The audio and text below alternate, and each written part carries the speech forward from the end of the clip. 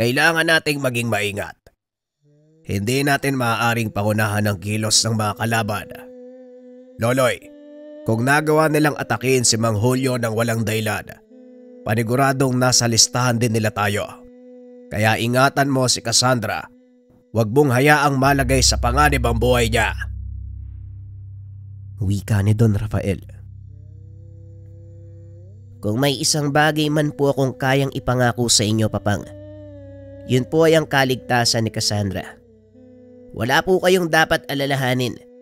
Hanggat nasa tabi niya ako, walang mangyayaring masama sa kanya.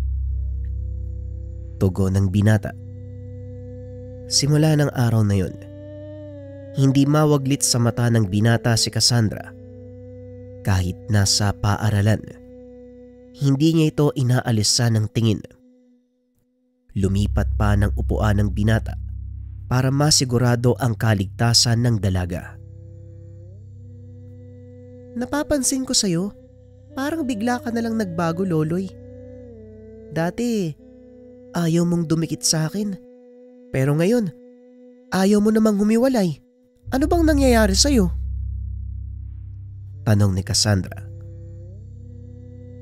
Wala naman. Gusto ko lang masigurong ligtas ka. Alam mo naman kung anong nangyari kay Mang Julio, di ba? Siguradong susunod nilang atakihin ng tatay mo. At tiyak na madadamay ka sa oras na mangyari yun. Nag-iingat lang ako dahil pinagbilin ka sa akin ni Papang Rafael. Hindi na umimik ang dalaga dahil ang katotohanan gusto niya din ang ginagawa ng binata. Lumipas ang mga araw. Wala namang nangyaring kakaiba maliban na lang sa mga kabataang nasusuya kay Loloy dahil sa pagiging malapit nito kay Cassandra. Hindi may tatangging may angking kagandahan ng dalaga. Marami ang humahanga dito. Kaya naman nagiging sentro ito ng atensyon kahit sa labas ng paaralan. Minsan isang hapon, habang naglalakad ang dalawa pauwi ng tahanan, hinarang ang mga ito ng ilang kabataang lalaki. Naku po, eto na naman si Delio. Kailan ba ako titigilan ng isang to? Wika ni Cassandra. Halatang dismayado ito sa nakikita. Di ba ito yung nagpadala sa'yo ng sulat? Mukhang malakas ang tama ng isang to ah. Wika ni Loloy. Oo nga, siya yun. Tigil-tigilan mo ko sa pangaasar mo, Loloy ha. Kung hindi ikaw ang sasamain sa akin. Tumawa ng malakas si Loloy. Siniko naman ito ng dalaga para awatin. Aray ko naman. Wala naman akong sinasabing masama ah. Biglang napahinto sa paglalakad ang dalawa dahil nakaharang sa dadaanan ang mga kalalakian. Magandang hapon, Cassandra. Mabuti naman at dito ka dumaan. Gustong-gusto na kitang makausap ng personal eh. Kaso ang problema, kasama mo na naman tong asungot na to. Ikaw, bakit ka ba buntot ng buntot kay Cassandra? Tanong ng binata na nagngangalang Delio. Aba, sira ulo pala to eh. Hindi niya ba alam, Cassandra, ang connection ko sa'yo? Tugon ni Loloy. Sabay akbay kay Cassandra para lalong asarin si Delio. Isa sa mga ugali ni Loloy ang pagiging mapang-asar. Pasensya na, Delio ha, pero wala akong panahon para makipag-usap sa iyo eh. At isa pa, maggagabi na oh. Hinahanap na ako sa bahay eh. Kung itatanong mo naman kung kaano-ano ko tong pangit na to, siya yung nakatakda na ikasal sa akin eh. Kaya kung ako sa'yo, lubayan mo na ako. Tugon ni Cassandra. Sinakyan nito ang ginagawang biro ni Loloy para sana tigilan na sila ni Delio. Kaso nga lang kabaliktaran ang nangyari. Etong ponggok na to, ikakasal sa'yo? Sumubok ka ng ibang biro, Cassandra. Dahil hindi ako maniniwala sa ganyan. Bakit mo naman papatulan ng isang to? Tignan mo nga ang pinagkaiba namin. Diyamak naman na mas magandang lalaki ako dyan. Ang pangit ng mukha yan, oh. Wika ni Delio. Oo nga, tama ka naman. Pangit nga yan. Pero sa palagay ko, mas may utak naman itong punggok na to kung ikukumpara sa'yo. At saka hindi naman ako nakatingin sa pagbumukha ng taong to eh. Sa ugali niya ako bumabatay. Kahit pangit si Loloy, hindi hamak naman na mas maayos ang pag-uugali niya kumpara sa'yo. Tugon ni Cassandra. Ganun ba? O sige, tignan natin kung ano magagawa ng lalaking yan. Sa oras na akong kumilos, wag mo lang sanang pagsisiyan sa huli, Loloy. Pasensyahan tayo ha, dahil hindi ka pumili ng magiging karabal mo. Pangit! Wika ni Delio. Ayos kayong dalawa no? Kung makapag-usap kayo parang wala ako sa tabi nyo Ang lakas ng loob magsabi ng pangit. Hindi naman kagandaan yung mga itsura nyo. Ay, taong mukhang semento. Alam mo Delio, hindi naman kita inutusang ligawan tong si Cassandra Kaya sumatotal, wala akong atraso sa'yo. Kaya wag mo akong tinatakot ng ganyan. Baka magsisi ka kapag pinatulang kita. Wika ni Loloy. Ganun ha? O sige, tignan natin ang galing mo. Hindi ko nga alam kung bakit napakayabang mo. Palibhasa, hindi mo kilala kung sino ang binabangga mo. Muling wika ni Delio. Sa pagkakataong iyon, alam ni Cassandra na napipikon na si Loloy sa kayabangan nito. Kaya naman kagad niyang inawat ang binata. Halika na Loy. Huwag mo nang pag-aksaya ng laway ang isang yan. Gabi na Mamaya mapagalitan pa tayo ni Papa Napakamot na lang ng ulo si Loloy dahil wala na itong magawa kung hindi sundin ang sinabi ng dalaga. Siya, sige na nga. Umuwi na nga tayo. Tugon ni Loloy. Matapos ay iniwan na nito sina Delio at ang mga kasamahan. Bago pa man sila makalayo sa lugar, muling nagbanta si Delio. Pagsisisihan niyo ang araw na to, Loloy. Lalo ka na, Cassandra. Hindi ako basta tumatanggap ng pagkatalo. Pagbabayaran niyo ang pagpapahiya niyo sa akin. Hindi na ito pinansin ng dalawa sa pag-aakalang baliwala ito. Ilang araw ang lumipas. Nagtaka ang binata dahil wala pa sa pagkainan si Cassandra kaya pinasok niya ito sa silid. Nakaugalian ni Loloy ang gisingin nito sa tuwing papasok sa paaralan. Cassandra! Ano ka ba naman? Tatanghaliin na tayo. Hindi ka pa rin bumabangon. Wika ni Loloy. Sabay hila ng kumot ng dalaga. Ngunit bigla itong natigilan nang makitang basang-basa ng pawis ang katawan ni Cassandra. Nang hawakan niya ito sa noo, napagtanto ng binata na meron siyang lagnat. Dali-daling lumabas ng silid si Loloy at pinuntahan si Don Rafael. Papang Rafael, si Cassandra po, inaapoy ng lagnat. Dali-dali namang tumayo si Don Rafael at pinuntahan ng dalaga. Ngunit pagdating nila sa silid nito, laking pagtataka ni Loloy dahil wala na ang dalaga sa kanyang higaan. Nasaan si Cassandra? Akala ko ba inaapoy ng lagnat? Mga kalokohan mo talaga, Loloy. Wika ni Don Rafael. Hindi ho, Papang. Totoo ho ang sinasabi ko. Tugon ng binata.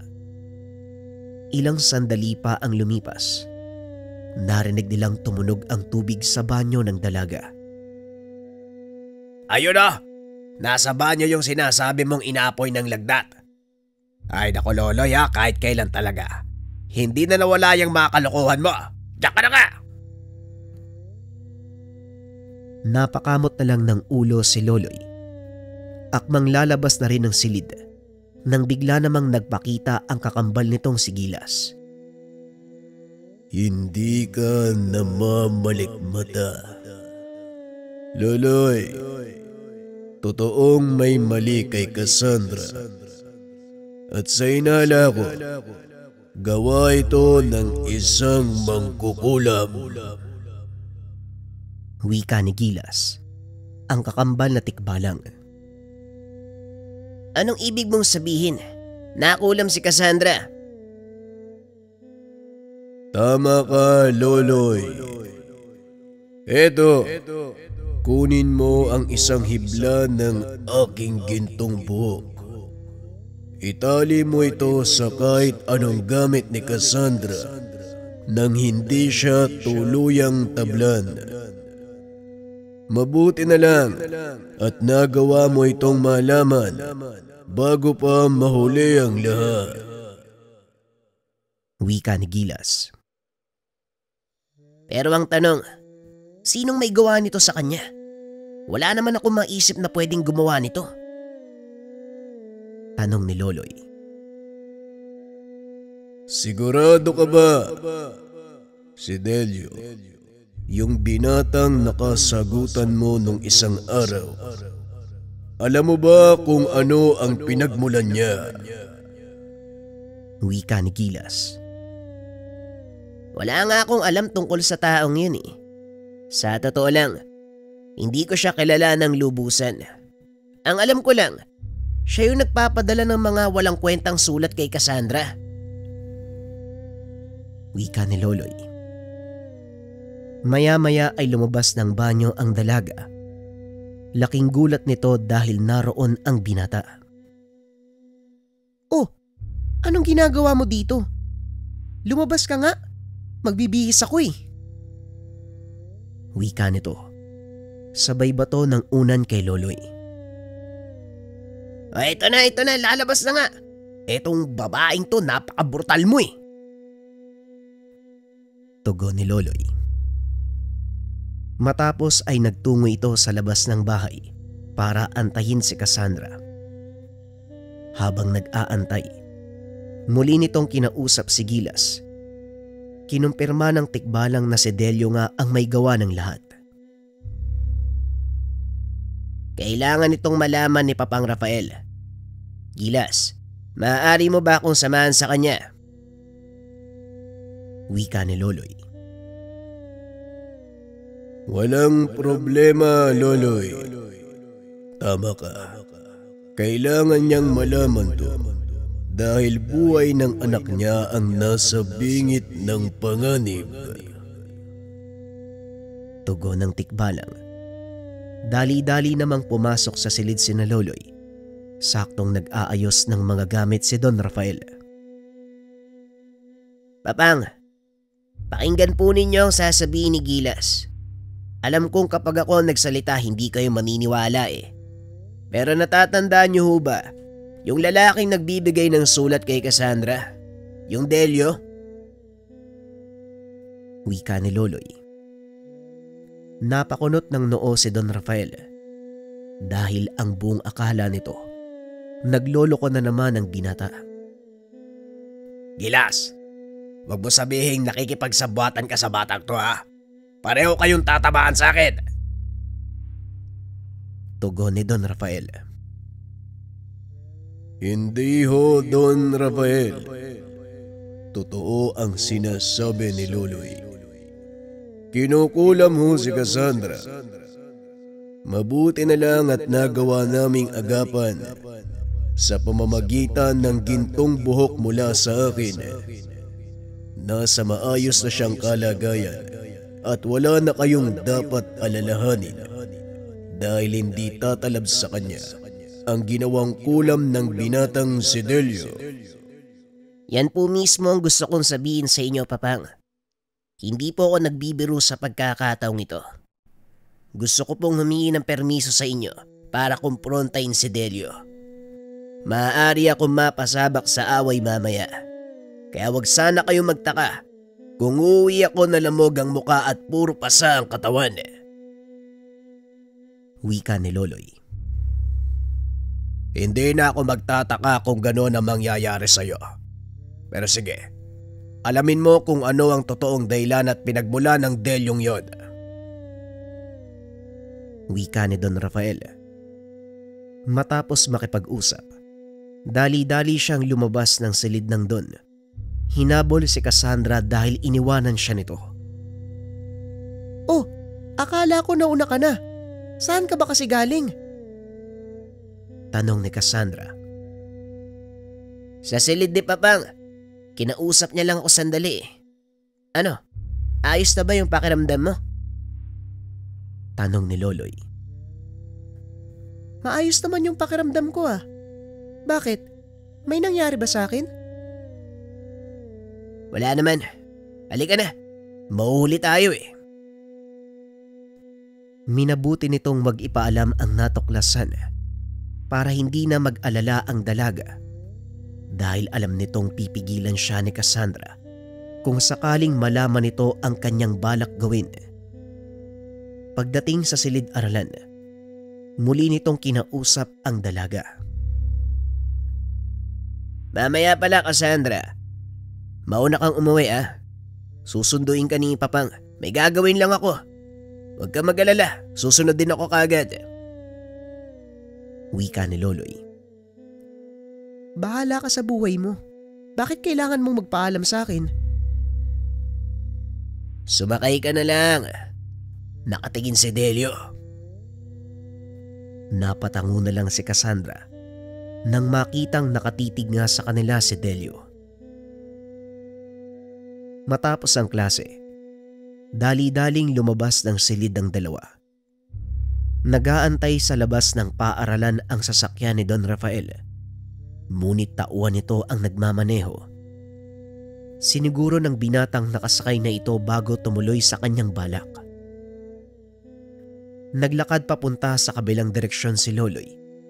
Hindi nga ito nagkamali dahil sinundan siya ng grupo ni Delio. Nang masiguradong wala ng tao sa paligid, saka palang huminto sa paglalakad ang binata, hinarap ang pangkat na nakasunod sa kanya. Ano na, Delio? Talaga bang hindi niyo ako titigilan? Pati si Cassandra, dinamay niyo pa. Wika ni Loloy. Dinamay?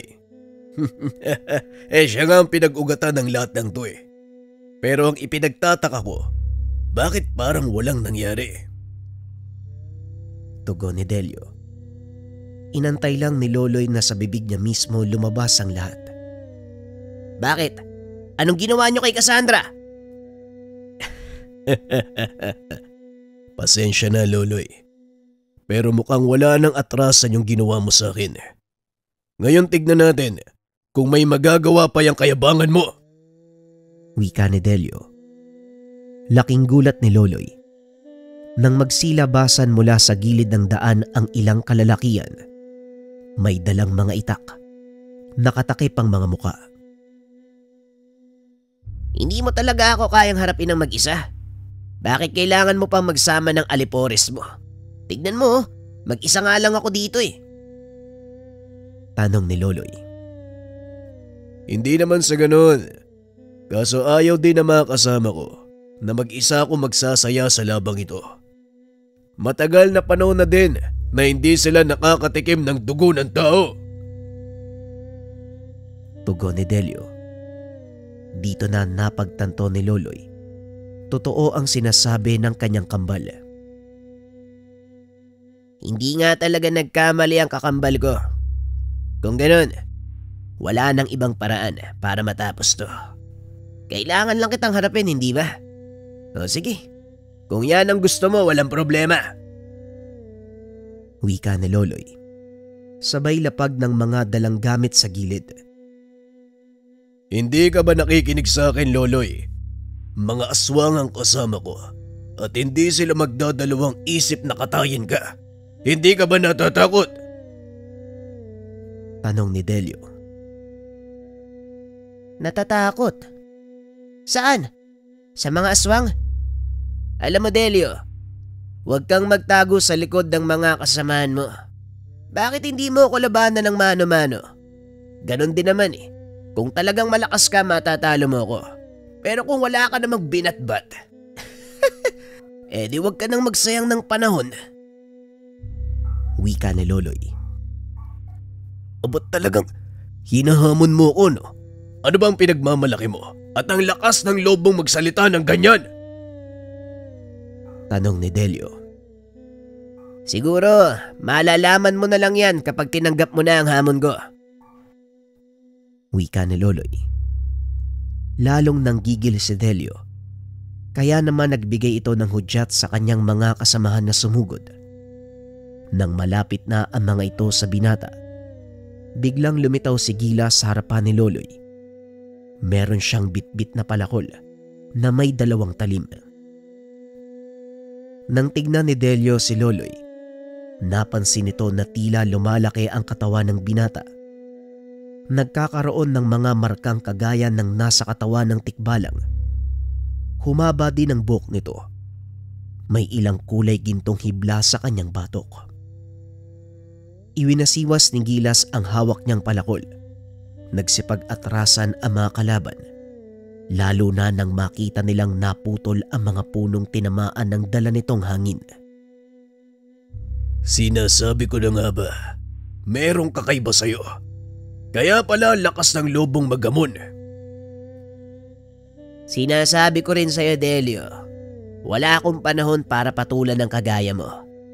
Hindi ako magsasayang ng lakas para lang mapatunayan na mas magaling ako kung ikukumpara sa'yo. Dahil simula pa lang, alam kong talo ka na. Pangaasar ni Loloy. Bagay na lalong nagpainit ng ulo nito. Dahilan para patulan ang hamon ni Loloy. Talagang nakakainis kang kutong lupa ka. Sinusubukan mo ko, no? O sige, tinatanggap ko ang hamon mo. Wika ni Delio. Oo na. Kanina pa ako nag-aantay ng sagot mo eh. Bilisan mo. Tugon ni Loloy. Matapos ay bigla itong sinugod ng kalaban. Pinagmasdan ni Loloy ang itsura ni Delio. Napagtanto, hindi lang basta mangkukulam ang binata. Bakit, Loloy? Nagulat ka ba sa mga nakikita mo ngayon? Oo, mangkukulam at isa rin akong uri ng aswang. Hindi na ako magtataka. Ngayon mas malaki ang dahilan ko para labanan ka. Tugon ni Loloy. Sabay suntok sa mukha ni Delio. Bahagya itong napatras. Ramdam nito ang lakas ng atake ni Loloy. Hindi matanggap ni Delio na mas malakas ng di hamak sa kanya ang binata.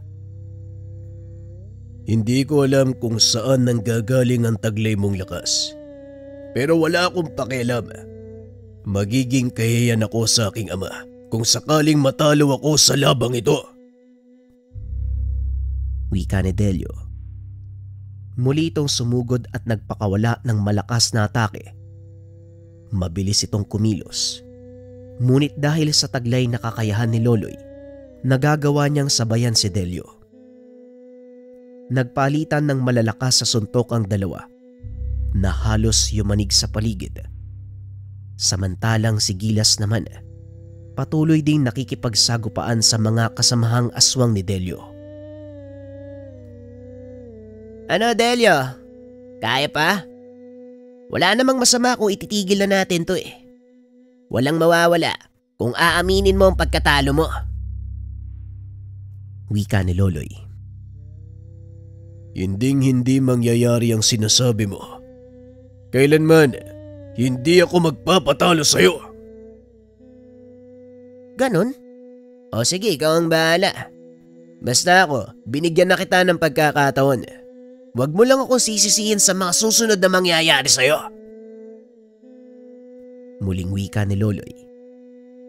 Nagulat si Delio dahil biglang hinila ng binata ang kanyang kamay.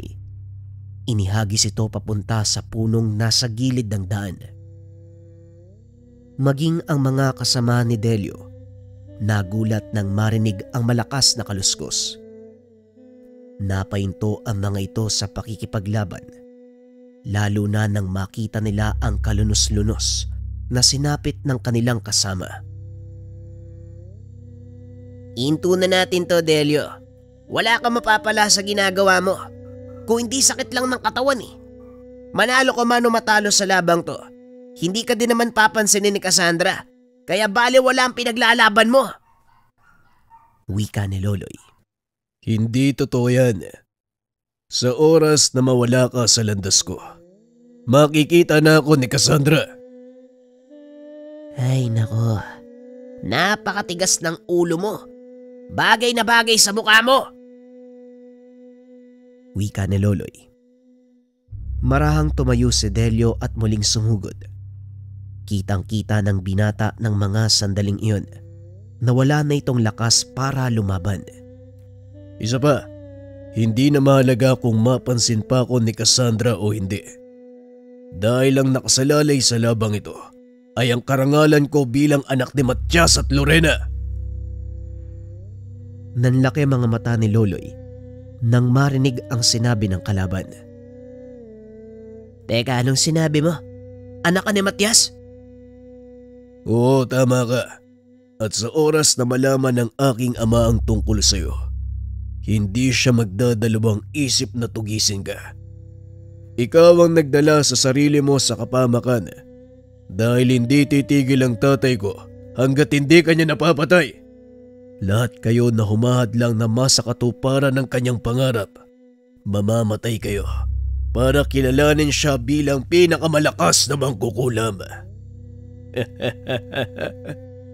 Kaya nga niya pinangasawa ang nanay ko dahil sa pangarap na yan. At eto naman ako, inilabas sa mundo para maisakatuparan ang bagay na yun. Wika ni Delio. Kung ganon, ikaw ang pumatay kay Tandang Julio. Tama ka, Loloy. Ako nga. Pinagmasdan ko ang kawawang matanda habang nilalapa siya ng mga kasamaan kong aswang. Dinig na dinig ko ang matamis niyang pagmamakaawa habang unti-unting winawasak ng mga kalahi ko ang kanyang katawan. Kitang-kita ko rin ang kasiyahan sa mukha ng mga kasama ko habang kinakain nila ang lamang loob ng matanda at kanyang mga alalay. Tugon ni Delio. Dito na tuluyang nag-init ang ulo ni Loloy. Sa pagkakataong iyon, tila nawala ang awa niya kay Delio. Naglakad ito papunta sa kinaroroonan ni Gilas. Kinuha ang hawak na sandata ng kakambal. Ano sa tingin mo ang gagawin mo, Loloy?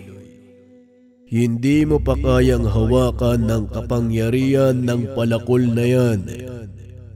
Tanging kaming mga tikbalang lang ang maaaring. Hindi na naituloy ni Gilas ang sasabihin dahil tinuluyan na ng binata si Delio.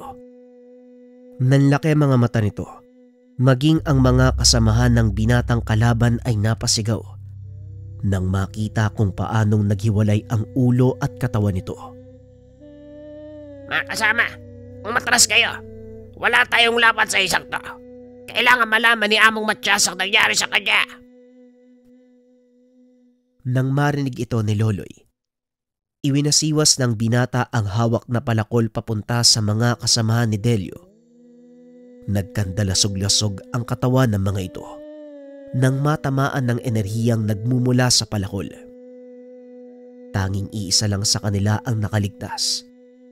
Hindi na nito nagawa pang pigilan nila Loloy. Wala na tayong magagawa. Halika na, Loloy. Kailangan na nating umuwi at ipaalam kay Don Rafael ang nangyari. Tama ka, Gilas. Nako, siguradong magagalit sa akin si Papang Rafael. Ako pa mismo ang pumuhag sa bahay ng mga pukyutan. Tugon ni Loloy. Nagmamadaling umuwi ang dalawa. Nang makarating sa tahanan, tuloy-tuloy itong pumasok sa loob ng silid ni Don Rafael. O Loloy, ano nangyari sa'yo? Kumusta pala ang lakad mo? Tanong ni Don Rafael. Yan nga ho ang gusto kong ibalita sa inyo. Pang, si Delio ay anak ni Matias. Sa kasamaang palad napatay ko po siya. Aswang ang taong yun at siya din ang may gawa ng paungulam kay Cassandra. Nanlaki mga mata ni Don Rafael nang marinig ang lahat ng sinabi ni Loloy. Hindi nito inakalang nasa paligid lang pala ang hinahanap. Wala na tayong magagawa. Napuwag mo na ang bahay ng pukyutan, kaya maganda tayo sa susunod nilang gagawin. Kailangan nating pumunta ng sagingan para makaiwas sa mas malaking pinsala. Paniguradong dito sila susunod na sasalakay. Sana lang, hindi pa nila alam ang tungkol sa sagingan. Wika ni Don Rafael. Malabong malaman nila ang tungkol sa sagingan, Papang. Walang alam si Delio tungkol sa pagkatao ko, kaya paniguradong mangangapa sila sa dilim. Wika ni Loloy. Sana lang hindi nila malaman ang tungkol sa mga magulang mo, dahil siguradong sila ang mapapahabak. Wika ni Don Rafael. Dali-dali nitong kinuha ang susi ng sasakyan. Samantalang si Loloy naman, pinuntahan sa silid si Cassandra upang ipaalam ang binabalak ng ama. Maggagabi na. Bakit tayo pupunta ng sagingan? Tanong ni Cassandra. Mamaya ako na ipapaliwanag.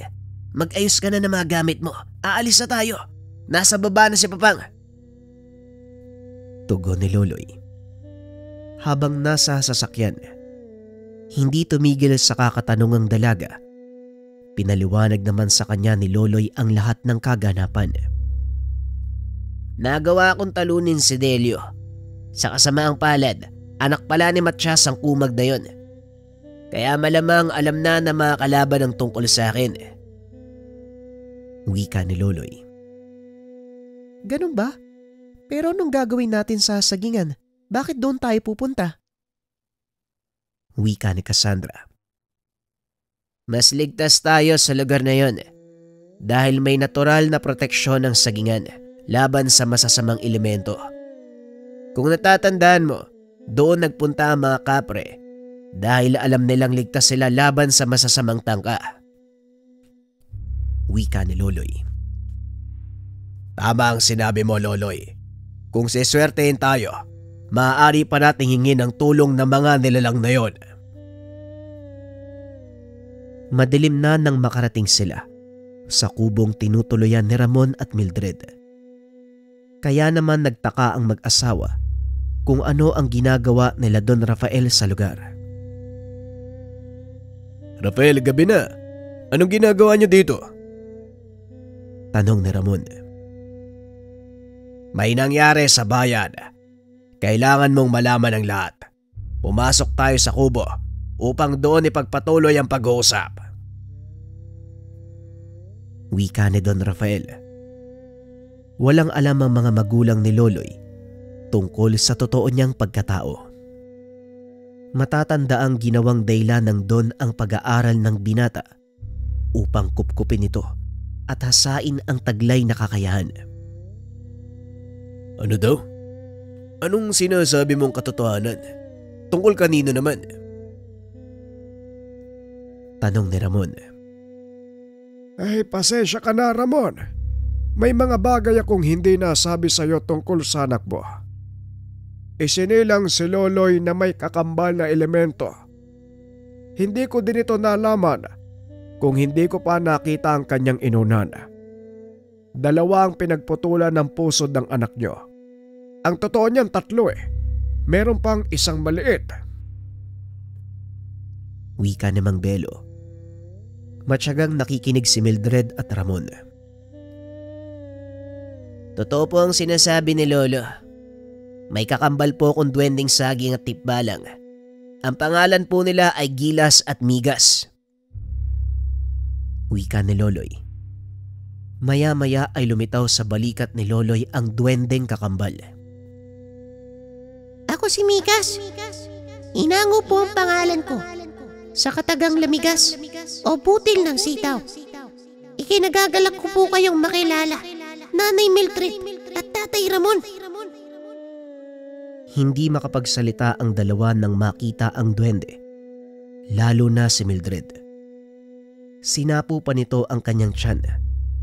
Hindi makapaniwalang nagmula sa kanyang sinapupunan ang isang maliit na nilalang. Huwag po kayo matakot sa kanila, nanay, tatay. Mabait na nilalang ang mga duwending saging. Ay nako, si Migas pa lang ang nakikita nyo. Ano pa kaya kung... Magandang gabi sa lahat. Ako naman si Gilas. Ikinagagala ko kayong makilala Nanay Mildred at Tatay Ramon. Napatayo si Tatay Ramon. Akmang kukuha ng itak. Ngunit inawat ito ni Don Rafael. Kalma lang, Ramon. Gaya ng sinabi sa'yo ni Mang Belo at Loloy, may kakambal na tikbalang at duwending saging ang anak mo. Sa maniwala ka man o hindi, ayan sila sa harapan mo. Wika ni Don Rafael. Dahan-dahan namang ibinaba ni Ramon ang hawak na itak. Pero paano nangyari yun? Hindi ko maintindihan kung saan ang galing ang dalawang yan. Wika ni Nanay Mildred. Hayaan mong ipaliwanag ko sa inyo ang lahat. Nangyayari ang ganitong kaganapan sa tuwing sabay na isinisilang ang isang sanggol na tao at sanggol na duwending saging, pati na rin ng sanggol na tikbalang sa parehong oras, lugar at pagkakataon. Kung natatandaan nyo, isinilang si Loloy sa gitna ng sagingan. Nagkataong teritoryo ito ng mga duwending saging at ang malaking puno ng mangga, malapit mismo sa lugar ng kapanganakan ni Loloy, tahanan naman ng pamilya ng tikbalang. Pagpapaliwanag ni Don Rafael. Dagdag pa nito, hindi gaya sa mga tao, isinisilang ang mga elementong kasabay ng mga tao dahil meron silang mahalagang misyon na kailangang gampanan. Pasensya na kayo kung tinago ko ang katotohanan. Natatakot akong mag-isip kayo ng masama at sabihin niyong nawawala na ako sa tamang pag-iisip. Wika ni Mang Belo. Siguro kung hindi ito pinaliwanag ni Rafael, malamang tayo yun talagang iisipin ko sa inyo. Sino ba naman mag-aakalang may kakambal na engkanto ang anak ko? Wika ni Ramon. Ngayong alam nyo na ang tungkol kay Loloy, maaari ko nang talakayin ang dahilan ng pagpunta namin. Napatay ni Loloy ang anak ng isang kilalang aswang at bangkukulab. Ngayon, siguradong hinahanap na siya ng mga kalahi nito. At ang lugar lang na ito ang pinakaligtas sa maaari niyang pagkanlungan. Wika ni Don Rafael. Paano mong napatay ang anak ng isang aswang, Loloy? Ano ba ang totoong nangyayari? Maabang kwento po tayo, pero ang dahilan nun, ang pananakit niya kay Cassandra. Hindi na nagtanong pa si Ramon. Sa halip ay naghanda na lang ito ng makakain para sa tatlo. Habang nasa pagkainan, pinagmamasdan ni Mildred ang dalawang nilalang.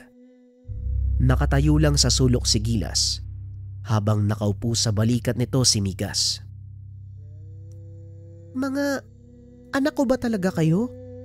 Pasensya na, hanggang ngayon hindi pa rin ako makapaniwala eh. Wika ni Nanay Mildred.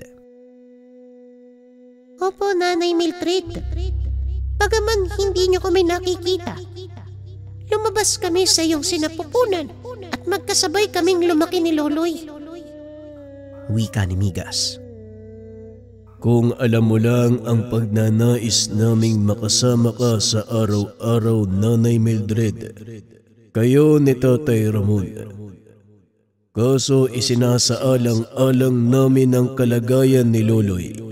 Hindi maaaring malaman nino man ang kanyang totoong katauhan dahil baka pagkaguluhan siya. May mga kakayahang taglay si Loloy na hindi maaaring malaman ng mga tao. Wika ni Gilas. Kakayahan? Anong kakayahan? Tanong ni Nanay Mildred. Merong katangian namang gamot si Loloy. Isa lang ito sa mga pambihirang nagagawa niya. Kaming dalawa ni Gilas, ay pawang manifestasyon ng higit pang mas malakas na kapangyarihang nagtatago sa katawan ng aming kakambal. Ibig niyong sabihin, mas may ilalakas pa si Loloy? Tanong ni Nanay Mildred. Opo, Nanay Mildred. May ilalakas pa si Loloy. Yun ay sa oras na sumanib kami sa kanya. Tugon ni Migas. Naputol ang pag-uusap ng mga ito nang makarinig sila ng malalaking hakbang ng mga paa sa labas ng bahay. Dali-daling tumayo si Loloy at tinignan ang nangyayari. Nagulat ito nang makita ang dalawang kapreng naglalakad sa gitna ng sagingan. Nakapalibot din sa kubo ang napakaraming duwending saging. Anong nangyayari? Bakit sila nagtitipon dito? Tanong ni Loloy. Hindi ko rin masabi, Loloy. Isa lang ang paraan para malaman natin. Naglakad si Don Rafael palabas ng bahay. Binati ang mga kapre. Tumugon ang mga ito. Nagsimula ang kanilang pag-uusap. Paumanhin sa aming panghihimasok sa teritoryo. Hindi kami naparito para manggambala. Kailangan namin ng ligtas na masisilungan. Nanganganib ang buhay naming mga kapre. Dahil iniisa-isa kami ng mangkukulam sa pamumuno ni Matias. Wika ng kapre. Sinasabi ko na nga ba wala kayong dapat alalahanin. Manatili kayo sa lugar na ito hanggat gusto nyo. Walang ibang makakapasok dito, lalo na ang masasamang elemento. Tugon ni Loloy. Hindi lang kaming mga kapre ang nanganganib. Marami pang engkanto ang napapahamak. Ang ilan sa kanila, tuluyang napasailalim ng kapangyarihan ng mga mangkukulam. Balak nilang gamitin ang mga ito para maging mas malakas ang kanilang puwersa. Muling wika ng kapre. Alam mo ba kung anong susunod nilang akbang? Iniisa-isa din nila ang mga manggagamot, albularyo, at mga taong may koneksyon sa mundo ng mga engkanto. Pinapapili nila ang mga ito kung aanib o hindi. Sa oras na hindi pumayag ay kagad silang pinapatay at pinapakain sa mga alaga nilang aswang. Ito ang sinasabi sa akin ni Delio. Ito din ang dahilan kung bakit nila pinatay si Mang Julio. Kung ganon, kailangan natin silang pigilan, Loloy. Ngunit natatakot ako dahil hindi pa buo ang iyong kakayahan. Maaaring hindi mo kayanin ang puwersa ni Matias. Tugon ni Don Rafael. Lumabas ng tahanan sina Gilas at Migas kasama si Mildred. Diyan ka nagkakamali, Rafael. Ganap na ang kapangyarihan ni Loloy. Hindi pa nga lang niya ito nasusubukan. Wika ni Nanay Mildred. Nagawa niyang gamitin ang aking palakol. Walang ibang maaaring gumamit nito kung hindi ang isang nilalang na may kaparehong lakas na mula sa akin. Wika ni Gilas. Tumalon si Migas mula sa balikat ng tikbalang. Sinunggaban sa muka ang binata, dahilan para magtamo ito ng maliit na sugat. Laking gulat ni Rafael nang makita niya na unti-unti itong naghihilom. Taglay din ni Loloy ang kakayahang magpagaling ng sarili. Mula naman sa aming mga tuwinding saging. Isa lang ang ibig sabihin nito. Kaya niya nang gamitin ang kabuuan ng kapangyarihang natutulog sa kanyang katawan. Wika ni Migas. Hindi nila iisiping tayo ang sasalakay sa kanila at siguradong magugulat sila. Tama ang naisip mo, Papang. Tugon ni Loloy. Nasisiraan ka na ba ng ulo? Susugod ka sa lungga ng mga aswang? Paano kung mamatay ka? Paano na lang ako? Paano pala kami ni Papa? Wika ni Cassandra. Huwag kang mag-alala, hindi mamamatay ang isang kagaya ko. Baka nakakalimutan mo, may kakambal akong duwending saging at meron ding tikbalang. Tugon ni Loloy. Tama si Loloy. Kaming mga duwending saging, walang kamatayan. Maliban na lang kung naisin naming lisanin ang mundo. Saka palang mamamatay ang pisikal naming katawan. Pero hindi tuluyang naglalaho ang aming mga espiritu. Lilipat lang kami sa kahit anong buhay na bagay. Pagpapaliwanag ni Migas. Pwede bang wag nyo nang gatungan ang gustong mangyari ng punggok na to? Hindi nyo kasi naiintindihan yung pakiramdam ko eh. Si Loloy lang ang nag-iisang nakakaintindi sa ugali ko. At ang taong mas nakakakilala sa akin kaysa sa sarili ko. Wika ni Cassandra. Hoy, pangit! Ano bang dinadrama mo? Di ba sabi ko babalik ako? Hindi ako papayag na mamatay doon, no? Ako yung sumpa ng araw-araw mong buhay. Ayoko mawalan ng mang-aalas ka sa'yo tuwing umaga. Wika ni Loloy, sabay yakap kay Cassandra. Nasanay ka na sa kakayakap sa akin ah. Dati naman hindi mo ginagawa yan.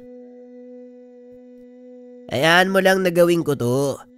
Gumagaan kasi ang pakiramdam ko sa tuwing nayayakap ko eh. Aminin ko sa'yo, Cassandra. Ikaw lang din naman yung nagpapaganda ng araw ko eh. Pinagmasdan ng mga nakakatanda ang dalawa. Nakaramdam ang mga ito ng pagkaasiwa. Mga kasama. Sa palagay ko, iwanan na muna natin sila. Tara doon sa loob ng kubo. Parang gusto kong uminom ng kape. Wika ni Don Rafael. Hinayaan ng mga ito ang dalawang kabataan sa labas ng kubo.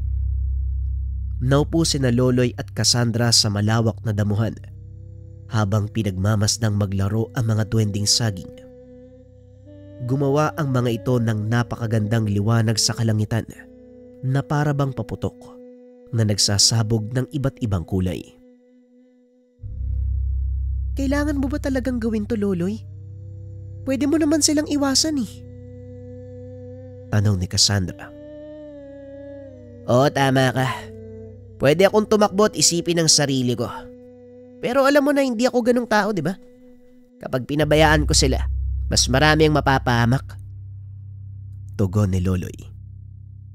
Magpapakabayani ka para sa mga taong hindi mo man lang kakilala.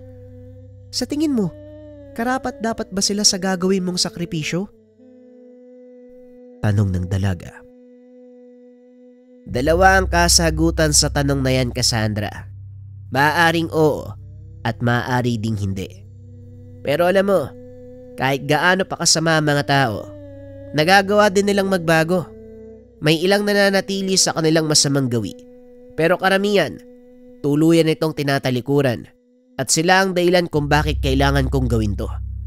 At ang pinakamahalaga sa lahat, ikaw, gusto kitang bigyan ng mapayapang mundo eh. Yun lang naman ang pangarap ko, Cassandra. Tugon ni Loloy. Napangiti ang dalaga. Inihiga ang ulo sa balikat ni Loloy. Pwede bang manatili muna tayo ng ganito? Kahit ngayong gabi lang? Oo naman. Kung yan ang gusto mo, walang problema. Tugon ni Loloy. Hindi na malaya ng dalawa na nakatulog na pala sila. Binalot na mga duwending saging ng proteksyon ang kinaroroonan ng mga ito. Nang lumabas si Don Rafael, nakita niyang mahimbing ang tulog ng dalawa. Hayaan muna natin sila sa ganyang kalagayan. Minsan lang magkaroon ng pagkakataon ng mga taong makaranas ng ganap na kapayapaan sa buong buhay nila.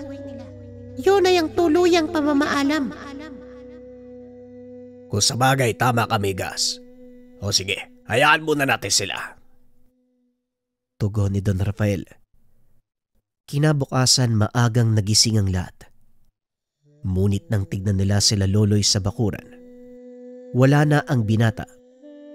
Naiwan na lang si Cassandra na nakahiga sa tumpok ng mga dayami. Maging si Gilas at Migas ay wala na din. Naloko na. Kumilos mag-isa si Loloy. Alam niyo ba kung saan siya nagpunta? Tanong ni Don Rafael. Marahil nalaman ng kakambal niyang tikbalang ang kinaroroonan ni Matias. Nagpa siyang kumilos mag-isa si Loloy. Wika ni Mang Belo. Pero hindi pwedeng mag-isa siyang sumugod. Napakaraming kalaban doon sa lugar. Kahit gaano siya kalakas, maaari pa ring makalusot ang ilan sa mga kalaban. Magtiwala ka sa kakayahan ni Loloy. Ikaw mismo nagsanay sa kanya, hindi ba? Wika ni Mang Belo. Oo, ako mismo ang naging gabay niya sa pagsasanay. Kaya kilala ko ang kainaan ng batang yon. Sa oras na maawa siya sa kalaban, hindi niya ito tinutuluyan. Pero kapag nasagad naman ang pasensya niya, hindi naman ito mapipigilan. Wika ni Don Rafael. Isa lang ang masasabi ko, Rafael. Matalino si Loloy at alam niya kung paanong nakakalusot sa isang gusot. Ang kailangan mo lang gawin, maniwala sa kanya. Halika na, maganda na rin tayo. Baka kailanganin niya ng tulog. Wika ni Mang Belo. Mabilis namang sumakay si Don Rafael sa kanyang sasakyan. Pumunta sa baryo. Sa tulong ng mga duwending saging, nagawa nitong matunton ang kinaroroonan ni Loloy. Naabutan niya itong naglalakad papasok sa isang baryo at upang hindi mahalata, iniwan nito ang sasakyan. Naglakad upang sundan ang binata. Pinagtitinginan nito ng mga kalalakihang nakaupo sa gilid ng daan. Hinayaan lang ni Don Rafael ang binata dahil wala namang mangyayaring masama. Biglang may tumayong matanda at nilapitan si Loloy. Huminto ang binata upang makipag-usap. Hindi naririnig ng Don ang pinag-uusapan ng mga ito. Kaya naman lumapit siya ng kaunti. Kaso nga lang, bigla namang humarang sa kanyang paningin. 2 taong nagbubuhat ng malaking baka. Nang makalampas ang mga ito ay wala na si Loloy at ang matandang kausap nito. Anong dahilan at bakit mo ako dinala dito? Tanong ni Loloy. Ako ang dapat magtanong sa iyo. Hindi ka taga dito sa baryong ito. Anong kailangan mo? Tugon ng matanda. May hinahanap akong tao. Matutulungan mo ba ako? Depende. Kung sino ang taong hinahanap mo. Sabihin mo kung ano ang kanyang pangalan at doon ako magpapasya. Hinahanap ko si Matias. Kilala mo ba siya? Sino bang hindi makakakilala sa mangkukulam na yon? Kung ganon, alam mo kung saan siya makikita. Maaari mo bang ituro mo sa akin ang kanyang kinaroroonan? Depende kung ano ang pakay mo. Ngayon, maaari ko bang malaman kung ano ang kailangan mo sa kanya? Muling tanong ng matanda. Naparito ako para patayin ang taong yon at ang kanyang mga kalahi. Tugon ni Loloy. Tumawa ng malakas ang matanda sabay lakad palayo. Papatayin mo si Matias. Nagbibiro ka ba? O baka nahihibang? Bueno, kung si Matias ang hinahanap mo, matatagpuan mo siya doon sa burol. Tignan natin kung magtagumpay ka. Ang lakas ng loob mo para sumugod sa pugad na mga aswang. Wika ng matanda. Habang naglalakad palayo sa binata, pinuntahan ni Loloy ang direksyong itinuro nito. Kagad itong nakita ni Don Rafael. Tatawagin na sana niya ang binata nang biglang magpakita ang matanda sa kanyang harapan. Huwag ka nang makialam. Hayaan mo siyang tumuloy. Malakas ang kutob ko na magtatagumpay siya. Magiging balakid ka lang sa pagkilos niya. Wika ng matanda. Kailangan niya ang tulong ko. Baryo ng mga aswang ang susugurin niya. Hindi niya kakayanin mag-isa. Tugon ni Don Rafael. Isang maestro na walang tiwala sa kanyang estudyante. Teka, paano mo nasabi ang bagay na yan? Paano mong nalaman? Walang naitatago sa aming mga lamon. Magtiwala ka sa kanya dahil ito ang kanyang kapalaran at siya ang nakatakdang tumalo kay Matias. Pag-uusap ng dalawa. Naupo si Don Rafael sa harap ng isa sa mga kubo. Inalok ito ng matanda ng maiinom. Hindi ko alam na may mga manging alamon pala sa lugar na ito. Paano kayong napunta dito? Tanong ni Don Rafael. Pinipon kami ni Matias sa lugar na ito upang pagkunan ng mga impormasyon tungkol sa ilang bagay, lalo na kung ang usapin ay tungkol sa mga engkanto. Hindi ba kayo natatakot na baka patayin kayo ni Matias? Hindi niya kami papatayin. Hindi niya gugustuhing mawala kami dahil malaki ang pakinabang niya sa mga gaya naming mangingalamon. Pag-uusap ng dalawa. Sa mga hindi nakakaalam ang mga manging alamon, uri ng mga ermitanyo na malawak ang kaalaman sa mundo ng mga elemento. Samantala, patuloy na naglalakad si Loloy paakyat sa burol na itinuro ng matanda. Napahinto ito sa paglalakad dahil may malaking punong biglang natumba sa kanyang harapan. Nakita niya itong dinampot ng isang higanteng nilalang. Nang tumingin ito sa kanya, nanlaki ang mga mata ng binata. Isang muwa ang nakatayo sa kanyang harapan. Umanda ka. Mukhang nakapasok tayo sa teritoryo ng isang muwa. Muwa? Ano yun? Ayan ang muwa. Nakatayo sa harapan mo. Isang higanteng nilalang. Teka, anong kayang gawin ng isang yan? Kailangan pa bang tanungin? Papatayin ka ng muwa sa oras na pumasok ka sa kanyang teritoryo. Huwag kang gagawa ng anumang hakbang habang... Biglang napatigil sa pagsasalita si Gilas dahil natabig ng binata ang mga tumpok ng palay sa tabi ng daan. Naloko na. Sinira mo pa ang tumpok ng mga palay ng muwa. Takbo na, Loloy! Mabilis na tumakbo ang dalawa. Hinabol naman ito ng muwa paakyat sa burol. Ngunit sa kasamaang palad napakasukal ng lugar, kaya hindi makakilos ng maayos ang binata. Bilisan mo. Kung hindi madudurog ang buto mo, sa oras na maabutan ka ng halimaw na yan. Masyadong masukal yung daan, oh. Punong-puno pa ng tinik yung mga halamang tumutubo dito. Sa tingin mo, paano kung bibilisan? Basta bilisan mo. Kung gusto mong makalaban pa si Matias. Biglang huminto si Loloy. Hinarap ang galit na nilalang. Kaso nga lang, napansin niya ang gintong kadena na nakatali sa leeg ng nilalang. Gilas, tignan mo. Napansin mo ba yung kadenang nakatali sa leeg ng muwa? Hindi na mahalaga ang bagay na yan. Mahalaga yan, Gilas. Tignan mong mabuti. Mukhang ang kadenang yan ang kumukontrol sa kanya.